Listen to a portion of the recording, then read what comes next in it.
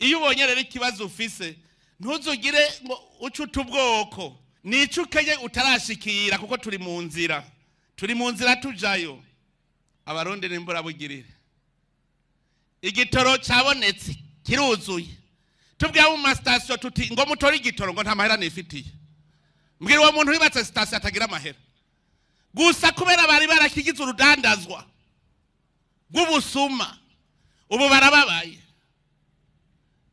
Bwira abafise aba station bose nibagende gutora igitoro muri Sopebu kiruzuye mugabo batagwe kuvuga ngo nta mahera nigirira. Yubatse station ubwira tuze twirabarabuko kubera umutima mubi bahora bacuruza igitoro c'amagendo bahora baciba barababaye ntibashaka ko igitoro kija mu bene gihugu.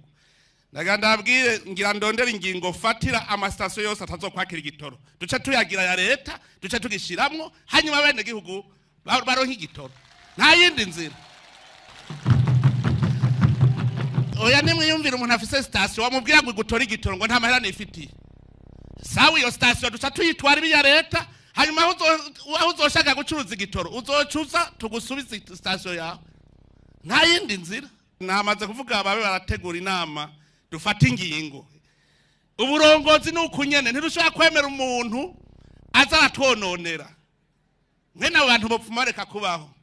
Mbe Yesu niwe yavuze abonye Yuda mugaba Yuda bama yabonye Yuda ivyagira akora araba igitutsi yo mutuka aca mubwira ngo vyo kubereye vyo gwipfumureka kuvuka. None n'abantu nkabo vyo babereye vyo iyo bapfuma b'abanyamahanga ntibabarundi. Urazi mu gihugu cawe utanezerwa n'iterambere. Uburongozi rero nukuza turaraba niho abakajagari kubera umwe wese yikunda. Dutegerezwa gukora ibishoboka vyose abantu umwe wese azana impano yiwe akora ibyiwe uwase kubikora nawe ntazoturira ivyacu.